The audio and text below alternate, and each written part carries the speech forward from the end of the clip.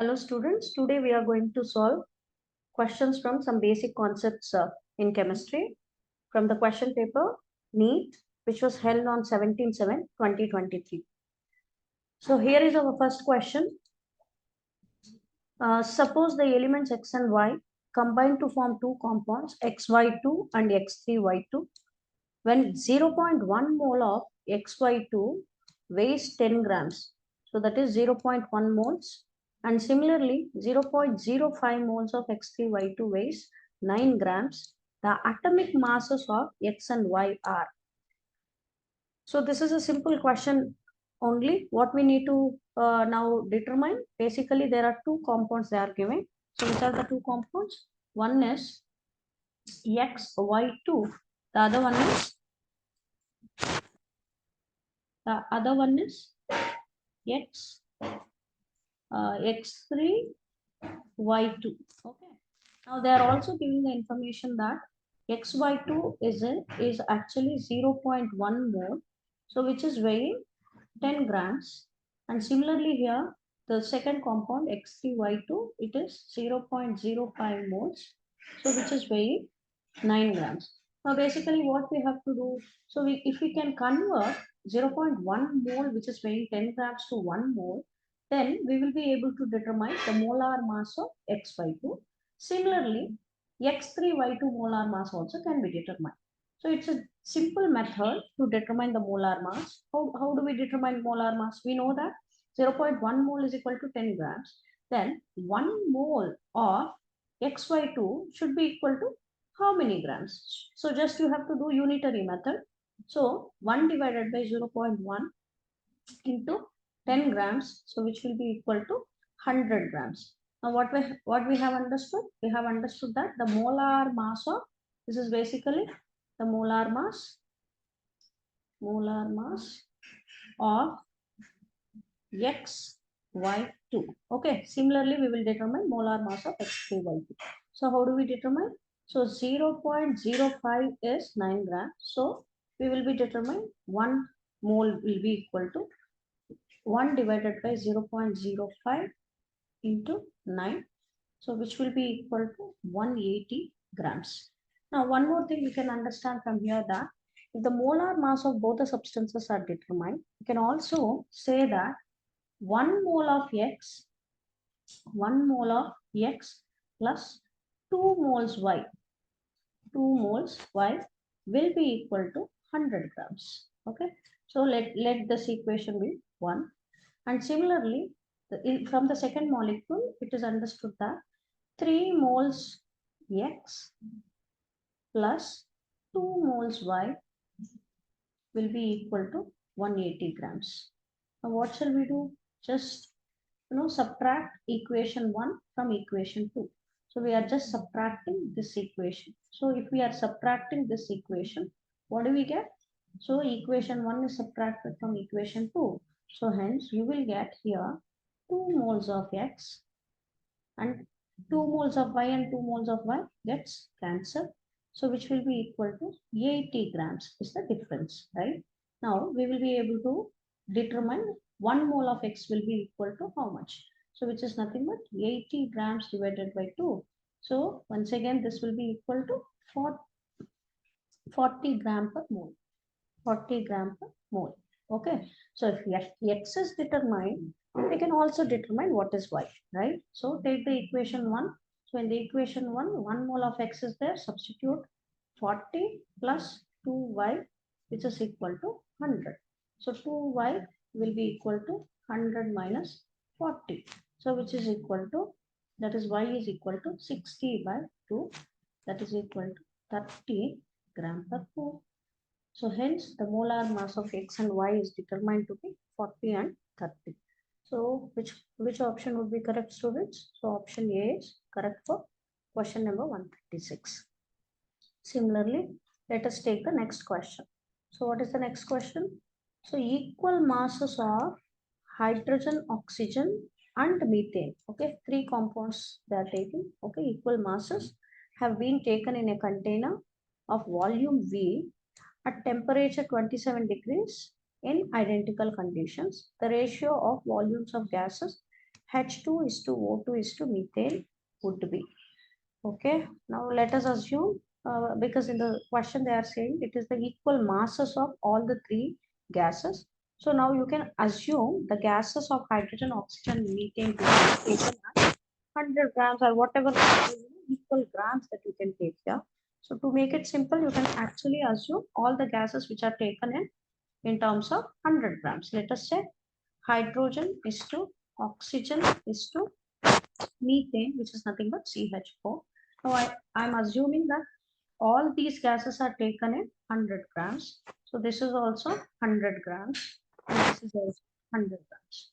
Now we know a concept where we can determine the number of moles, isn't it? How do we determine number of moles? The formula of number of moles is equal to, that is N is equal to mass by molar mass or weight by molar mass, right? Molar mass. Now, to these masses, equal masses, we will be determining the number of moles. Okay. So, in order to determine the number of moles, what you are supposed to do? So, this mass divided by molar mass of hydrogen, you have to do. What is the molar mass of hydrogen? Which is nothing but 2. So, what is the molar mass of oxygen? Divided by 32. And once again, molar mass of methane will be 16. So carbon is 12 and 4 hydrogens put together it is 12 plus 4, 16. Now, among these ratios, you have to pick the one which is, the smallest, because we want to convert these ratios into simple whole number ratios. So hence, what we are supposed to do? So identify the ratio which is smallest. So 100 by 32 is smallest. So divide all these ratios with the help of the smallest value. So what do you get basically here? So 100 by 2 divided by 100 by 32. Instead of writing like this, we can actually write like this, where 100 by 2 into 32 by 100. So this is for hydrogen is to, similarly you write it for oxygen. So 100 divided by 32 into 32 by 100. Similarly you write it for methane. So 100 divided by 16 into 32 by 100. What is the ratio? So here it is 100 and 100 gets cancelled. So 2 16s are here everything is cancelled, and hence you will get 16 is to 1. And here in the last case 100 and 100 gets cancelled, and 16 ones are 16 twos are. So what is the ratio, students? The ratio is basically 16 is to 1 is to 2. So which question is correct? Sorry, which option is correct? 16 is to 1 is to 2. So option C is correct for 137 question. Now let us take up the next question, students. So what is this question? When 0.273 grams of magnesium is heated strongly in a nitrogen atmosphere, okay, 0.378 grams of the compound is formed. Hence the compound formed is, okay. So first of all, these type of questions, whenever you are having, you have to write the balanced chemical equation. Balanced chemical equation in the sense, at least you should be able to understand which two reactants are reacting. Okay. So which two are reacting basically? So here magnesium is reacting. So magnesium which is reacting with N2, right? So how much magnesium is reacting? So 0.273 grams of magnesium reacting. So where there is formation of a product. So usually it should be magnesium nitride. magnesium nitride should be formed. Okay, magnesium nitride. So now they are saying that the compound which is formed mass, how much is the mass? So mass is 0.378 grams. So now you know amount of magnesium and you know the amount of the product obtained. If you subtract the magnesium amounts from the product, you will be able to get the amount of nitrogen that is reacted. So hence on subtracting 0.378 minus 0.273. So how much do you get? 501. So 0.10 gram per mole of nitrogen is basically reactive, isn't it? Now what we are supposed to do? We have to determine the mole ratios next. So why we have to determine the mole ratio? Because we have to find out the empirical formula as well as the molecular formula, right? So now mole ratio of magnesium, first let us do it. Mole ratio of magnesium, so which will be equal to the weight of magnesium or the mass of the magnesium, that is 0.273 divided by what is magnesium's atomic mass, that is 24, so which will be equal to 0.0113 is the moles. Okay, similarly you do it for the mole ratio of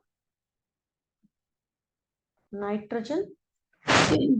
What is the mole ratio of nitrogen? The mass of nitrogen is identified or determined to be 0.105 grams divided the mass of nitrogen is 14. So which will be equal to 0.0075. So when you have these kind of ratios, what you are supposed to do? You have to pick the smallest one. This is the smallest among the two ratios and divide both the ratios with the smallest one. So what do you do? So in the first case, it will become 0.0113 divided by 0.0075, which is equal to 1.5. Okay, so magnesium is present in 1.5 and this will become obviously 1 only, because 75 divided by 0.0075, which is equal to 1. So now the empirical formula is determined to be Mg. If Mg is present in how many mole ratio? So Mg 1.5 and nitrogen will be present 1. Basically, in any compound, the atoms of the elements will not be present in fractions of the decimal. So hence it has to be multiplied with 2. So when it is multiplied with 2, you will get Mg3 N2. So this is the compound that would be formed when these masses of magnesium and this much mass of magnesium nitride is formed. So option A is correct for 138 question. Now let us take up the next question. How many moles of oxygen, okay, contained in 1 liter of air if its volume content is 21% in standard conditions? Okay, so what they are saying, we are supposed to determine number of moles of oxygen, right? So number of moles need to be determined when 1 liter of air is having 21%. So 21% means, what do we understand basically here? So which means that 21%, okay, oxygen is present in 1 liter of air means it is understood that 21 by 100, okay, 21 by 100 of the liter is nothing but oxygen, which is nothing but 0.21 liters to 21, okay, liters of oxygen present. O2 is present in 1 liter. Okay, now we know that at STP, 1 mole of oxygen, 1 mole of oxygen will occupy, 1 mole of oxygen will occupy 22.4 liters. Then 0.21 liters of oxygen will be equal to how many moles? So hence, what do? 0.21 liters of oxygen divided by 22.4 into 1. So which is equal to 0.00937 you will get. So which option would be correct, students? So this is nothing but the number of moles, okay? 0.00937 moles of oxygen. So which one is correct? So the closest is D. That is nothing but 0.0094 moles of oxygen. So question number 139, option D is correct. Now let us do the next question. So what is the next question, students? The ionic mass, okay, X3 is 70. Okay, they are giving the ionic mass of this anion having 3 negative charges is 17. If it has 10 electrons, the number of neutrons are. So basically we need to determine the number of neutrons. So how do we determine number of neutrons? We know that mass number minus atomic number, if you do, we get the number of neutrons. So what is the formula? So number of neutrons will be equal to mass number A minus Z. Okay, now we need to determine what is Z. So because A is already been given, which is nothing but 17, right? So Z need to be determined. So what they are, giving the information, they are saying there are total 10 electrons present, isn't it? So how this anion would assume a total of 10 electrons by the addition of three negative charges. Three negative charges means three electrons are being added. Hence, what do we understand? The total number of electrons, total number of electrons in the ion when it is in atomic state will be equal to 10 minus 3. So which means that there will be 7 electrons. So if 7 electrons means, obviously, we can understand that there should be 7 protons because atomic number 7 protons to make the atom electrically neutral, there will be equal number of electrons. That's the concept, right? So now you have got to know what is here. A is 17 and Z is determined to be 7. So 17 minus 7 is equal to 10. 17 minus 7 is equal to 10 neutrons. So which option is correct? So option A is correct for 140th question. Now coming to 141st question. Consider the following laws of chemical combination with examples. Okay. Here they are giving law of multiple proportions with the example N2O, NO and NO2. And second one is law of reciprocal proportions. So what is law of multiple proportions? So basically in case of law of multiple proportions, it is said that if two elements are combining to form more than one compound, the masses of one element with the other element, that is fixed mass of the other element, will be in the ratio of small whole numbers. So basically, nitrogen is combining with oxygen, right? So if nitrogen is combining with oxygen to form different compounds, then definitely the multiple proportion and the example are correct, isn't it? Now coming to law of reciprocal proportions. So how do we determine, how do we state law of reciprocal proportions? So we all of us know that when two different elements combine, which means that let us assume here two different elements combine with the third element. Okay, so if you take hydrogen and sulfur, these are the two different elements which are combining with oxygen, which are combining with the third element, that is same weight of the third element. What is happening? The ratios in which they do so will be the same or are some simple multiple ratios in which they combine with each other. So you can also understand that if you are assuming that sulfur and sulfur in these two cases, that is SO2 in cases of SO2 and H2S. So oxygen is different and hydrogen is different. These two elements are combining with the same mass of, that is fixed mass of sulfur. In doing so, what is happening? These two in the third molecule will have the simple whole number ratio, or otherwise they will be having multiple of the ratios. So hence the reciprocal proportion as well as the example is also correct. Multiple proportion and the example is also correct.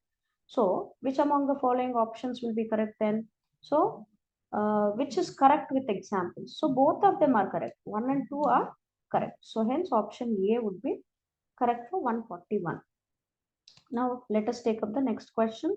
In which of the following pairs do the two species resemble each other most closely in chemical properties? So once again, this question is very, very easy. How this question is very, very easy? See, basically we should understand, when any two species have closely related chemical properties, okay? Closely related chemical properties. There should be chemical properties. There should be isoelectric. There should be isoelectric. What do you mean by isoelectric?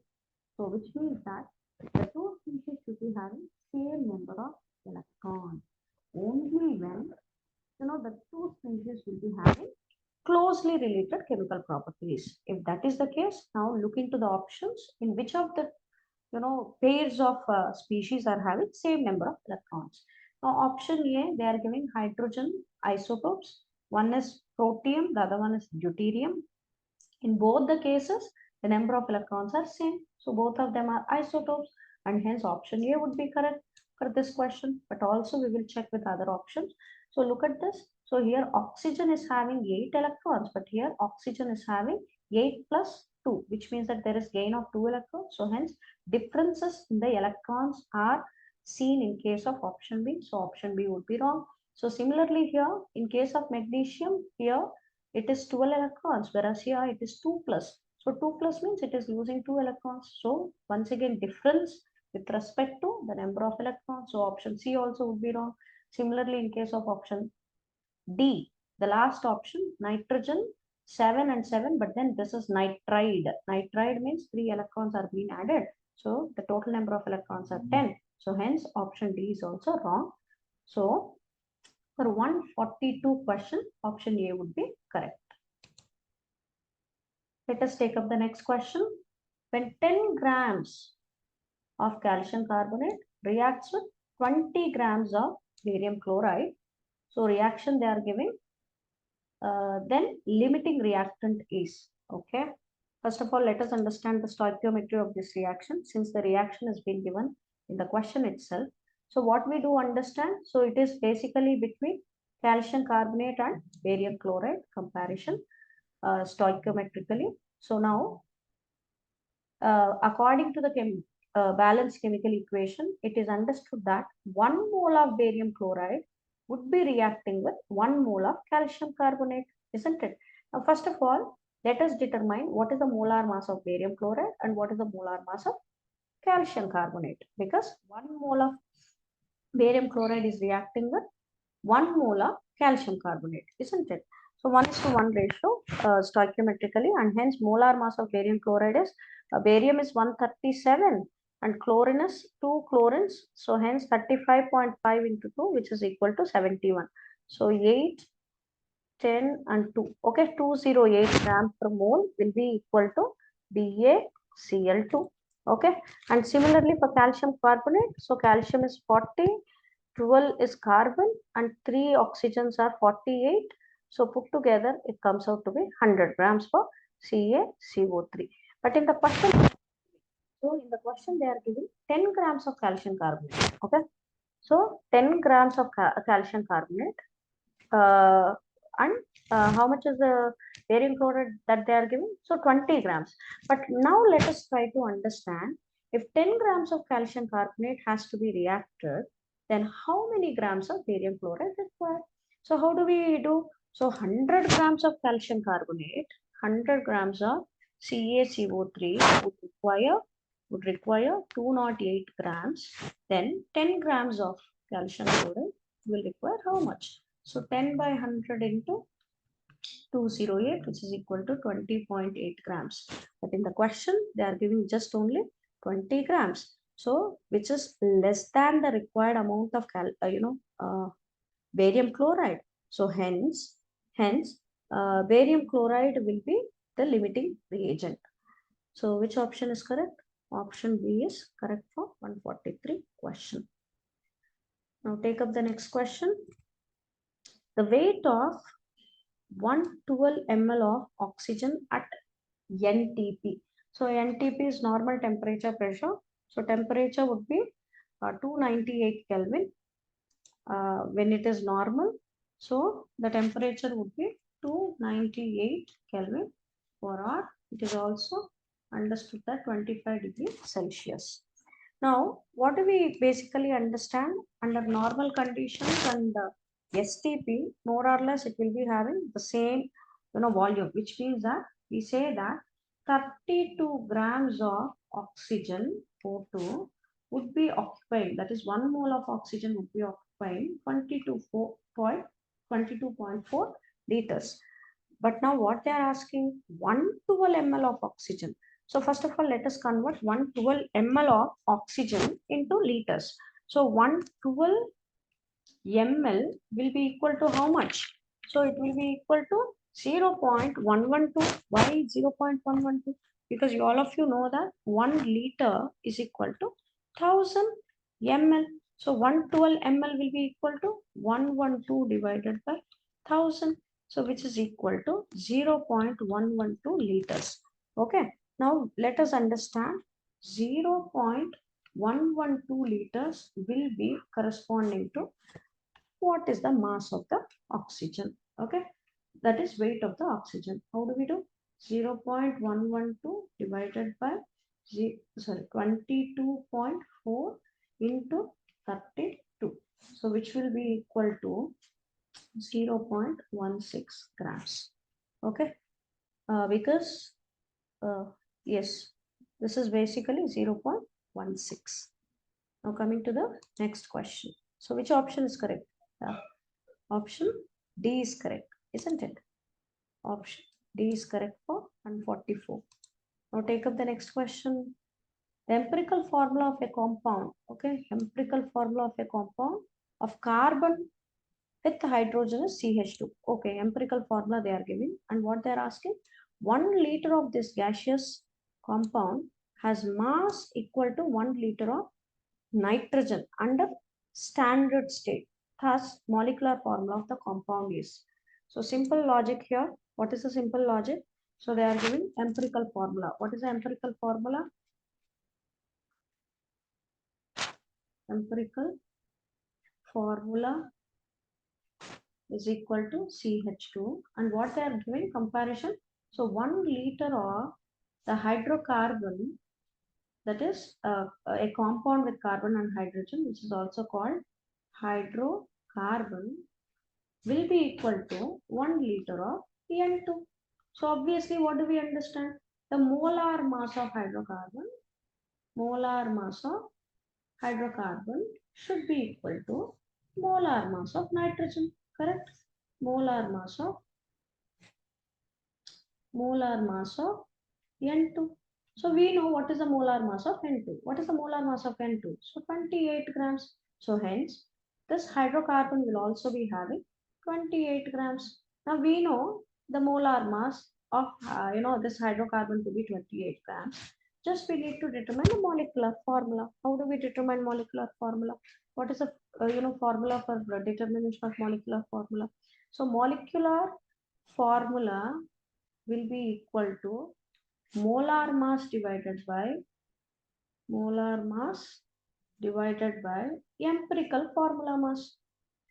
Empirical formula mass, isn't it? Now, what is the molar mass? That is nothing but 28 divided by what is the empirical formula mass? Because there is only one carbon, 12, and two hydrogens. So 12 plus 2 is 14. So, which means that it is 28 by 14 is equal to 2. So, hence it should be CH2 taken twice. So, if it is CH2 taken twice, it will become C2H4. So, which option is correct, students? Option B is correct for this question. Okay, next question. Which pair has same percentage of carbon? Okay, same percentage of carbon. First of all, let us understand how is the percentage determined. So percentage of any atom of the element in the compound is given by percentage of any element, but here they are asking for carbon. So let me write it for carbon only. How do we determine percentage of carbon? So the total mass of carbon in a given compound divided by molar mass. That is total mass of carbon in the given compound divided by molar mass. Okay, molar mass. Now, first of all, take up the first example. What they are giving? Acetic acid.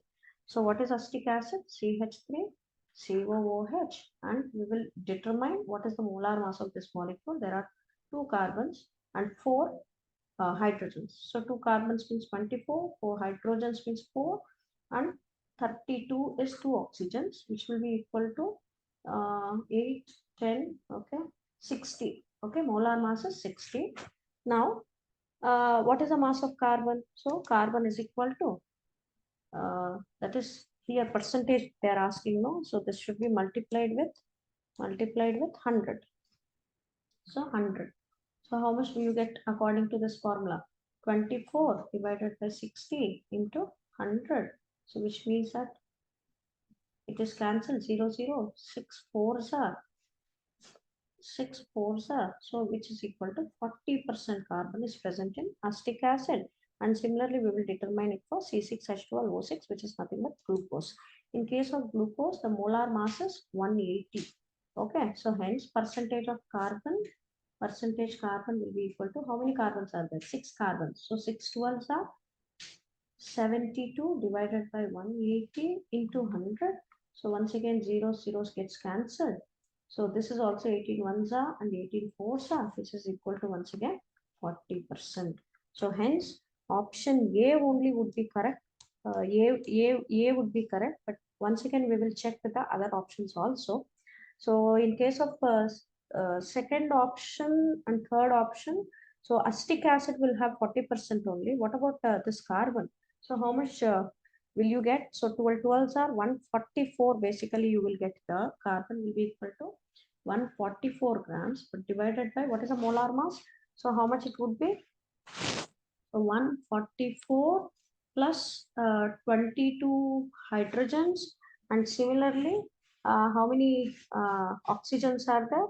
So oxygens are 11 into 16, which will be equal to 176. Okay, 176. So how much it would be?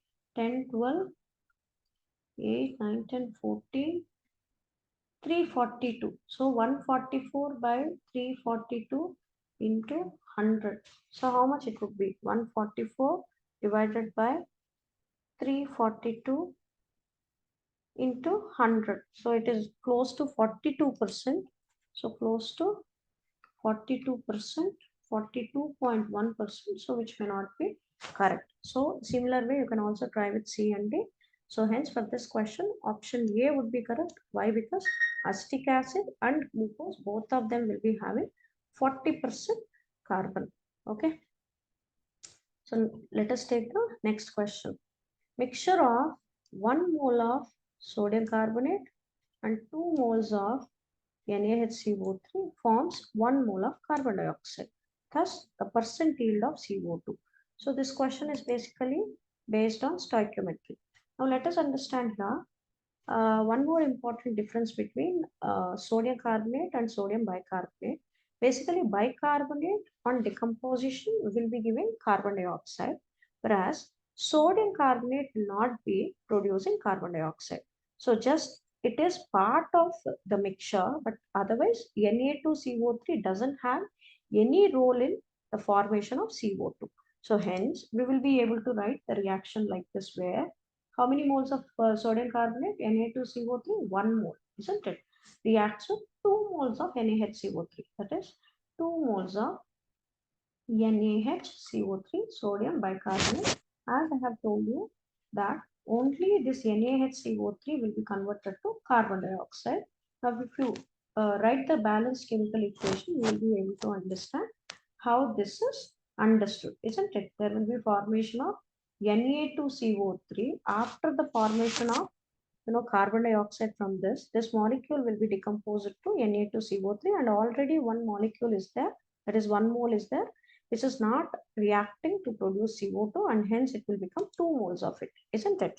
So there will be 2 moles of it, and along with carbon dioxide, there will also formation of water. So let us check the stoichiometry whether it is properly balanced or not. So Na2s here 2 and 2, there are 4 sodiums. Okay, 4 sodiums are done. And how many carbons? 1 carbon and 3 carbons. So here also this is 1 carbon and here also 2 carbons. So 3 carbons are balanced. So oxygens 3 plus 6, 9. Oxygens are 9, correct? No? How many? Here 2, here 6, here 1. So totally 9 is done once again. Hydrogens here 2 and here 2. Okay. So this is a balanced chemical equation. So what do we understand here? So 2 moles of NaHCO3 basically produces 1 mole of carbon dioxide, correct? So hence In the question also they are saying the same thing, that 2 moles of NaHCO3 is producing 1 mole of carbon dioxide, then definitely the percentage of yield would be 100% only, no? Because here also the same 44 grams are produced. Here also they are, according to the question, they are saying 1 mole is equal to 44 grams, and hence the percentage yield of carbon dioxide is 100%. So next question. What volume of oxygen gas O2 measured at 0 degrees and 1 atmosphere? So basically this is STP conditions, okay, is needed to burn completely 1 liter of propane gas. Okay, so once again based on stoichiometry.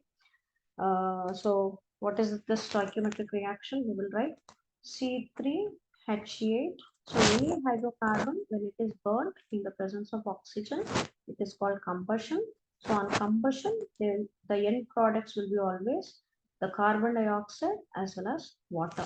Okay, now let us balance this chemical equation. So there are 3 carbons and here there is only 1. So put the stoichiometric coefficient as 3 for carbon dioxide. And here there are 8 hydrogens, here only 2. So put 4.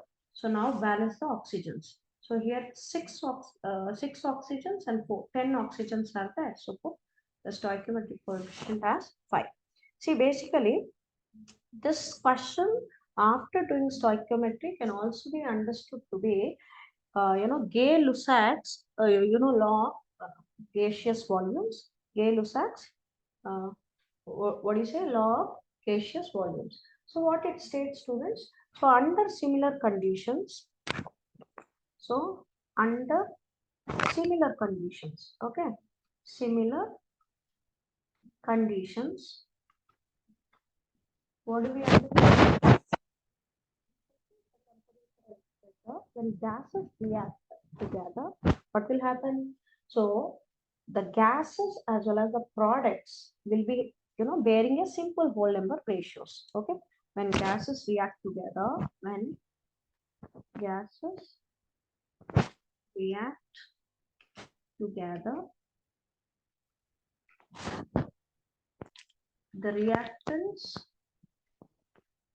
and products which are in terms of gases will bear a simple ratio. Okay, simple whole number ratio or simple ratio. So now what do we understand? Since 1 mole of propane to convert completely, that is oxidize completely to carbon dioxide and water, we require 5 moles of oxygen. Since it is measured as 1 liter, then we can say that this should be 5 liters of oxygen. So which means that according to which law? This is based on Gay-Lussac's law of gaseous volumes. So hence option A would be correct for 148 question. Okay, an element X has the following isotopic composition. Okay, so 3 isotopes are being given with their relative abundance as well as atomic masses. So atomic mass is 200, abundance is 90, 199, and 8%, similarly 202, and then 2%. The weighted average atomic mass of naturally occurring element X is closest to. So this is direct formula question. So what is the formula? So average atomic mass is equal to summation of percentage abundance into atomic mass divided by 100. Divided by 100, right? So what are the informations that are being given? Just substitute here. So the first isotope has abundance to be 90% and its atomic mass is 200 plus what is it? Second one, 8% of abundance into 199 plus, so here 2% abundance into 202 divided by 100. Okay, so this will be equal to 18,000 plus 8 into 199, which will be close to, 1592. So which will be 1592 plus. So the last one will be 404 divided by 100. Divided by, oh sorry, divided by 100. The total value comes out to be that is 19,996. Okay, divided by 100. So which will be equal to 199.96. So which option would be correct, students? So 199.96, if you round it off, this will be equal to almost 200 AMU. So which option is correct, students? So option D is correct for 149th question.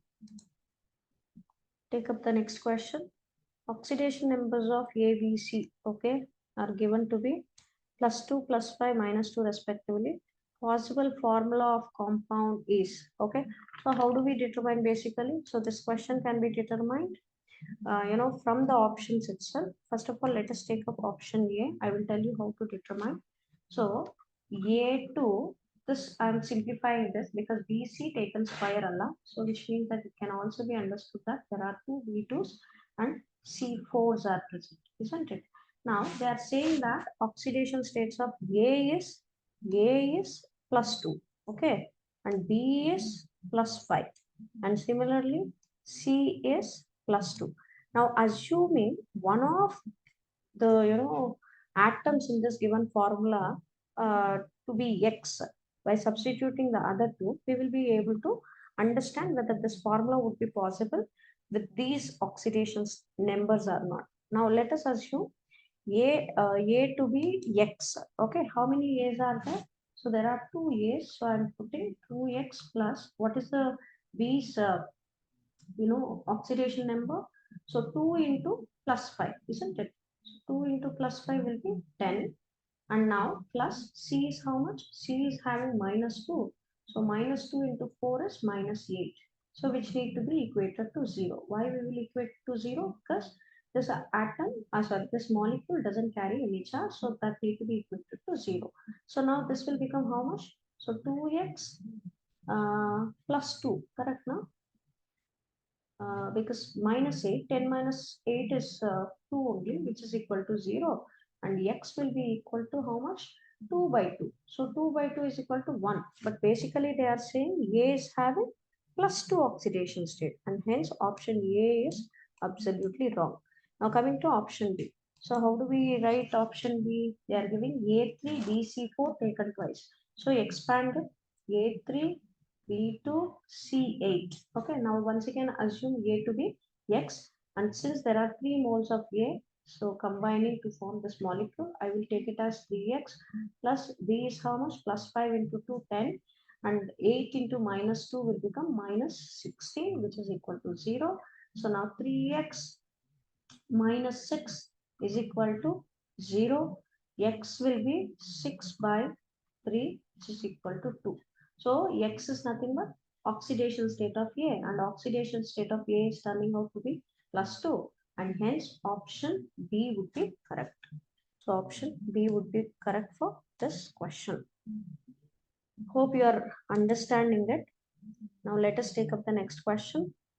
Okay, what they are giving, M2 plus ion is isoelectronic with SO2, okay, and it has Z plus 2 neutrons, and Z is the atomic number of M, okay, for M it is atomic number, thus ionic mass of M2 plus is, ionic mass of M2 plus is, okay. First of all, let us, define the total number of electrons in SO2, because they are saying that M2 plus is isoelectronic with SO2. Now we will determine how many electrons will be present. So how many electrons will be there in sulfur? 16 plus each oxygen 8 electrons. So 8 twos are once again 16. So which is equal to 32 electrons will be present in case of SO2. So which means that M2 plus will also be having 32 electrons. But basically we should determine if M is present, how many will be the total number of electrons. So how many would be the total number of electrons? Are you able to understand what I'm asking? So which means that M2 means it has actually lost 2 electrons. After losing 2 electrons, it is getting 2 plus charge, isn't it? And hence metal, that is M, the species M would be definitely having 32 plus 2 electrons, which is equal to 34 electrons. Okay. So now this is what is the atomic number, isn't it? So now after that, we need to determine how many number of neutrons would be present. So the number of neutrons, they are saying that it is number of neutrons, they are saying it to be Z plus 2. So Z is identified now. What is Z? That is nothing but 34. So hence 34 plus 2 will be equal to 36 neutrons. Okay, now after that, what we are supposed to determine? Ionic mass of M2 plus. So how do we determine ionic mass? So ionic mass will be equal to atomic number plus number of neutrons. Okay, so which is nothing but Z plus N we are supposed to do to get the A, isn't it? What is that? That is determined to be 34 plus neutrons are determined to be 36, which will be equal to 70. So which option is correct, students? Option A is correct. Take up the next question. The mass of 70% sulfuric acid required for the neutralization of 1 mole of sodium hydroxide. See, whenever these type of questions are given, first of all, we need to immediately write the stoichiometric, that is balanced chemical equation, what they're saying. So sodium hydroxide is actually reacting with sulfuric acid, isn't it? Now, what will happen when sodium hydroxide is reacting with sulfuric acid, because this is an acid, whereas sodium hydroxide is a base, simple neutralization reaction. On neutralization of these two, there will be formation of a salt, which is nothing but sodium sulfate, Na2SO4 plus water. So what we need to do basically after doing this, we need to balance the chemical equation. So if you look at the product side, there are 2 sodiums and give the stoichiometric coefficient of sodium hydroxide to be 2. So there are 2 sodiums are done, and look at the oxygens and hydrogens. So here hydrogen is 2 and 2, so there are total 4 hydrogens. So put the stoichiometric coefficient to be 2 for water.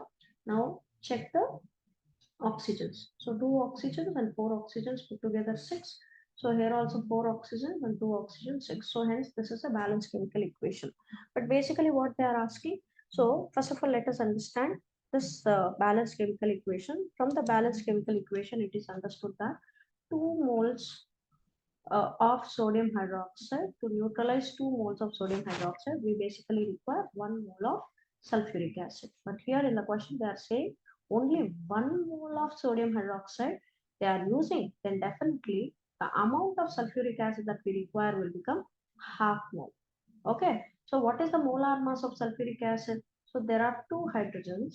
So write 2 hydrogens, 2 plus sulfur is how much? Sulfur is 32 plus 64. So which will be equal to 6 plus 8, okay, 98 you will get. So 98 gram per mole will be molar mass of sulfuric acid, that is H2SO4. Now what they are asking, so to neutralize 1 mole of sodium hydroxide, we require half mole. So half mole would be equal to what is the mass of sulfuric acid, which will be equal to half mole, because we know that 1 mole of sulfuric acid is equal to 98 grams. Then half mole of sulfuric acid will be equal to 49 grams, 49 gram per mole, isn't it? So this is what is the half mole of sulfuric acid. So only half mole would be required to neutralize 1 mole of sodium hydroxide. But in the question they are giving the mass of sulfuric acid is 70%. So from that 70% sulfuric acid, it is understood that if you take 100 grams sulfuric acid solution, okay, sulfuric acid solution, there will be 70 grams of sulfuric acid substance, that is solute. Okay, so this much will be there. Now, how much we do require basically for the neutralization of 1 mole of sodium hydroxide? That is nothing but 49 grams, 49 grams of sulfuric acid. So, if 70 grams containing sulfuric acid, that solution will weigh 100 grams, means 49 grams of sulfuric acid containing solution should weigh how many grams? So unitary method once again. So which means that 49 divided by 70 into 100. Okay. So what will happen? So 7 sevens are 49, which is equal to 70 grams of sulfuric acid solution here.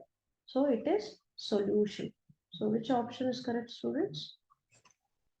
So option A is correct. So which means that 70 grams of H2SO4 solution, if you are using, that will give you 49 grams of this H2SO4, which can neutralize 40 grams of sodium hydroxide. That is 1 mole of sodium hydroxide. So next, take up the next question. Find the weight of sulfuric acid in 1200 ml of a solution of 0.4 normal strength. So what we are supposed to determine? Find the weight. Okay, so whenever you have normality or molarity, I had taught you and given you a mathematical relationship where weight of the substance that need to be determined will be equal to the formula which is called NEV by 1000. So where N is normality, E is the equivalent mass, and V is the volume divided by 1000. So we need to determine how much weight of sulfuric acid need to be dissolved in 1200 ml so that the normality will become 0.4, isn't it? So hence using this formula we can easily find out, isn't it? So N we know what is the normality, 0.4, and what is the equivalent weight of sulfuric acid? So molar mass of H2SO4 is equal to 98 gram per mole. So hence equivalent mass, because it has two replaceable hydrogens, because sulfuric acid is a dibasic acid, isn't it? So hence equivalent mass will be equal to 98 divided by 2. This is equal to 49. Now substitute this 49 in this mathematical relationship in the place of equivalent mass into volume they have given, that is 1200 ml. So divided by 1000.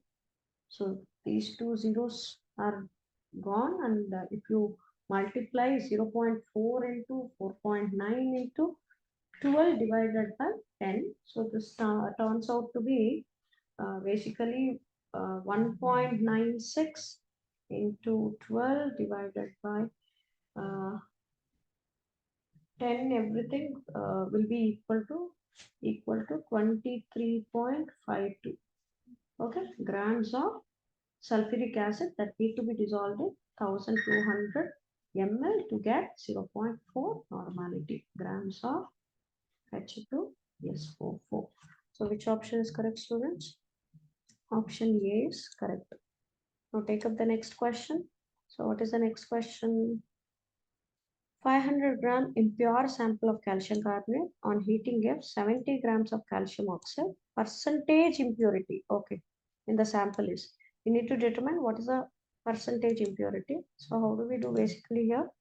See, whenever these type of questions are given, first of all, in order to understand the stoichiometry, we have to basically use the balanced chemical equation. So what they are saying, calcium carbonate on heating, that is on heating, it undergoes decomposition to give calcium oxide plus CO2, carbon dioxide. So what they are saying, 70 grams of calcium oxide is produced. Now, first of all, let us understand what is the molar mass of calcium carbonate and how much mass of calcium oxide is obtained when the substance is pure. Which substance? Calcium carbonate.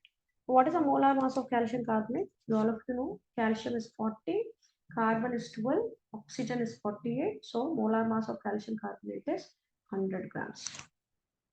100 grams of calcium carbonate, because this equation is a balanced chemical equation, and hence 1 mole of calcium carbonate is producing 1 mole of calcium oxide. So which means that 40 plus 16 is 56 grams it is producing, right? If 100 grams of calcium carbonate is pure enough, then 100 grams of calcium carbonate will produce 56 grams. But in the question, they are saying 70 grams are produced from 500 grams. We need to determine impurities. So first of all, let us understand, if it is a pure substance, calcium carbonate, to produce 70 grams of calcium oxide, how much would be the calcium, carbonate that is required? So that is required. So how do we do? Unitary method. 70 divided by 56 into 100 grams. So how much do you get basically here? So you would be getting something called 125 grams of pure CaCO3. Okay. But in the question, they are using 500 grams of impure substance. So now you know how much is pure sample and how much is impure sample. So now you will be able to determine, amount of, that is mass of, okay, I can write mass of impure, okay, impure CaCO3 will be equal to 500 minus 125 grams, which is equal to 375, okay, which is equal to 375 grams of impure calcium carbonate is there. Now, they are also asking you to determine percentage impurity. So, how do we do percentage impurity? So, percentage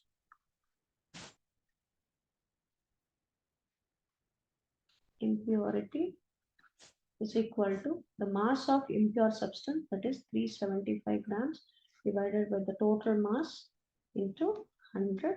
So, which will be equal to 75%.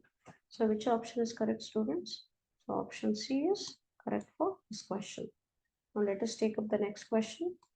So, what is the next question?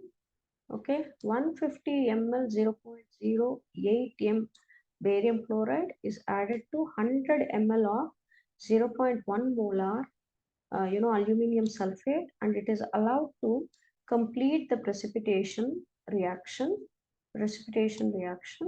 Calculate the molarity of AlCl3 in the final solution.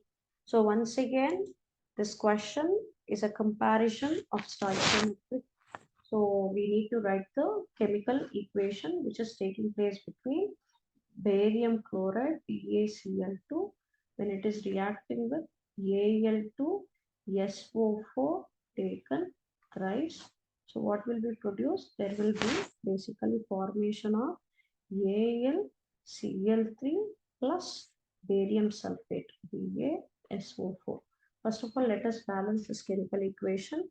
What is that? How do we balance this chemical equation? So here, how many ALs are there? 2 ALs. So here I'll put 2 AlCl3s. And how many sulfates are there? 3 sulfates. So if you put 3 here, then basically here also it will become 3 moles of barium chloride. Okay, what is the given information? So given information is that they are saying barium chloride is taken as 0.08 moles and aluminum chloride is taken as 0.1 moles and volume is taken as 150 ml in case of barium chloride, and in case of aluminum sulfate it is 100 ml. See, whenever you have molarity and volume, if you multiply these two, you will be able to determine number of millimoles. So 150 into 0.08 will be equal to how many millimoles, students? 150 into 0.08 will be equal to 12 millimoles. Okay, so 12 millimoles will be once again converted into equivalent moles. I will tell you why it has to be done in that way. Okay, so now it will be how much? It will be equal to 12 millimoles. So similarly here also it will become how much? So 0.1 into 100, which is equal to 10 millimoles. Okay, so 10 millimoles.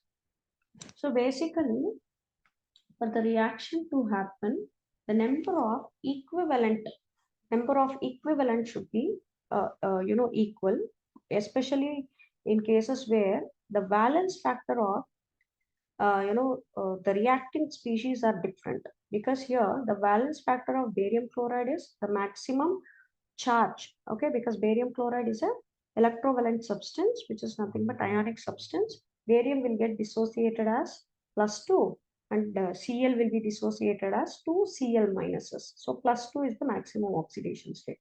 Whereas in case of aluminium sulfate, the maximum oxidation state would become 6. So how it is 6, I'll tell you. There are two aluminiums, right? So each aluminium will have plus 3 oxidation state. Two aluminiums put together into 2, which will be equal to plus 6. Similarly, sulfate also, each sulfate ion will have 2 minus. So 2 minus into 3, so plus 6, which means that the valence factor of the substance is 6. So generally, when you have two different substances like this with different valence factors, then the millimoles will be converted to number of equivalents. So we know the formula. So what is the formula? So we know the formula where normality will be equal to molarity into valence factor. Now, since you have already determined millimoles, if this millimoles are multiplied with the valence factor, that is, you will be getting number of equivalents. So number of milli equivalents of barium chloride will be equal to 12 into 2, which is equal to 24 milli equivalents. Similarly, here also it will become 10 into valence factor is 6, which will be equal to 60 milli milli equivalents. Now, if you take up, or compare these two, basically the reaction would happen when the milli equivalents are equal. Okay. Now here, barium chloride is only 24 milli equivalents, whereas aluminium sulfate is 60 milli equivalents, which is taken in large excess, whereas barium chloride is the limiting reagent because it is taken stoichiometrically less amounts. So hence this will become limiting reagent, isn't it? So barium chloride will become limiting reagent. So when barium chloride is becoming limiting reagent, the final product, that is aluminum chloride or otherwise barium sulfate, both will depend upon the limiting reagent. If you have 24 milli equivalents of barium chloride, even aluminum chlorides will also be formed in the same amount, which is nothing but 24 milli equivalents. Now we understood how much aluminum chloride will be formed. Now, final question is, we need to actually determine something called molarity. So in order to determine molarity with the help of milli equivalents, first we will be determining normality. So normality formula is equal to number of equivalents are milli equivalents divided by volume in liter. Since here we are taking milli equivalents, directly we will write 24 milli equivalents divided by volume in ml. So what is the volume in ml? So we are taking 150 ml of barium chloride and 100 ml of aluminium sulfate, and volume put together it will become 250 ml. So hence volume here it will become 24 by 250. So which will be equal to, the normality is determined to be 0.096 N. That is aluminum chloride's normality is how much? 0.06 normal. But in the question they're asking the molarity, isn't it? They're asking the molarity of AlCl3, isn't it? Now, how do we determine molarity of AlCl3? We know once again the formula where normality or molarity you want, right? So molarity is equal to normality divided by valence factor of the substance. So normality of aluminum chloride is determined to be 0.096, and valence factor of aluminum chloride is 3 plus, so this divided by 3. So when it is divided by 3, the value turns out to be 0.032 molar. So this is the molarity of aluminum chloride. So which option is correct? So option A is correct in case of 155 question. So let us take up the next question, students. So what is the next question? So calculate normality of mixture obtained by mixing. Okay, what they are mixing? 100 ml of 0.1 N sulfuric acid and 50 ml of 0.05 N sodium hydroxide. Basically neutralization is happening, but then what we need to understand, we should understand that the number of milli equivalents of sulfuric acid is matching with number of milli equivalents of sodium hydroxide or not. Let us just have a look.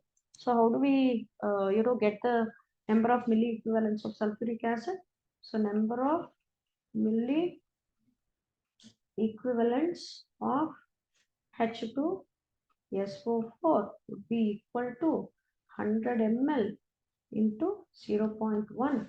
So which is equal to 10 milli equivalents. Similarly, determine number of milli equivalents of sodium hydroxide.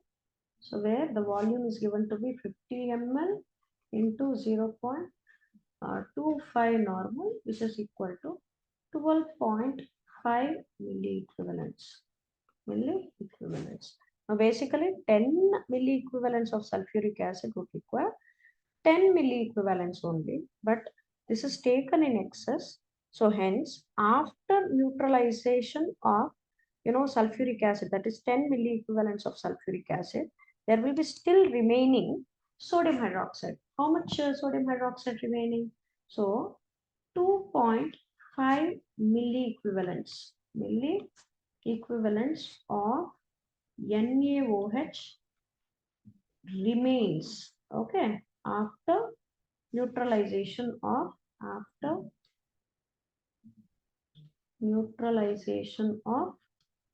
sulfuric acid. How much sulfuric acid? 10 milli equivalents of H2SO4. Okay, H2SO4. Now we need to determine the normality of the solution. So how do we determine the normality of the solution? What is remaining? Only sodium hydroxide is remaining. And hence normality is equal to 2.5 milli equivalents of sodium hydroxide divided by total volume. So what is the total volume, students? So here it is 100 ml and 50 ml we are adding. So hence total volume will become 150. So 2.5 divided by 150 ml will be equal to, so what is the value? So it will be close to 0.0167, okay, which will be equal to 0.0167 normality. So which one is correct? So option B is correct for 156th question. So now let us take up the next question. A solution of glucose in water is labeled as 10% weight by weight percentage. The density of the solution is 1.2 gram per ml. Then what will be the molarity of the solution? Okay, so molarity of the solution need to be determined, and they are giving the atomic masses of hydrogen, carbon, and oxygen. And before that, we should also, okay, first let us start with molarity formula. So what is the formula of molarity? So molarity is equal to number of moles of solute per volume of solution in liter. Solution in liter. So in order to get the number of moles of solute, what we are basically supposed to do, we need to basically understand what is this 10% weight by weight. See, 10% weight by weight means if you take 100 grams of glucose solution, there will be 10 grams of glucose present. So what will be do now? So number of moles is n can be determined as, this number of moles n can be determined as weight by our mass of glucose divided by molar mass into 1000 by volume. So this formula can also be applied. Okay. So now let us understand what is the weight by molar mass. In order to know the molar mass of glucose, we should write the formula. Formula is C6H12O6. So which means that carbon's atomic mass is 12, you know. So 12 into 6, 72, 12 as well as 96, because each oxygen will be contributing 16. So hence it will be equal to 180. So hence number of moles can be determined as 10 divided by 180. So which will be equal to 0.055 moles. Now we also need to now determine the volume. So how much volume would be present? But according to the question, 10%, which means that weight by weight percentage means we know that there is only 100 grams of solution. Now this 100 grams of the solution need to be converted into volume. So how do we convert this 100 grams of the solution into volume? With the help of the density. So what is the formula that we have? So we know the formula, which is nothing but density is equal to mass by volume. Mass by volume. Now volume we need to determine because we know the mass and we know the density. So therefore volume is equal to mass by density. Mass is equal to 100 grams divided by 1.2 gram per ml. So this is also gram, this is also gram per ml. Gram and gram will cancel. So the volume will become 83.33 ml. Now we came to know the volume and we also came to know the moles. So what we need to substitute? So directly you can substitute in the above formula itself. So what is that above formula? So above formula is nothing but the number of moles, which is nothing but 0.055 divided by 83.33 ml into 1000. So which will be equal to 0.66 molar. So 0.66 molar means which option would be correct, students? So the close one is the second option, B, 0.67 molar. Okay. So with this we have done all the questions from some basic concepts in chemistry. I hope you have understood. If any doubts, you can also approach me during our class hours. Thank you.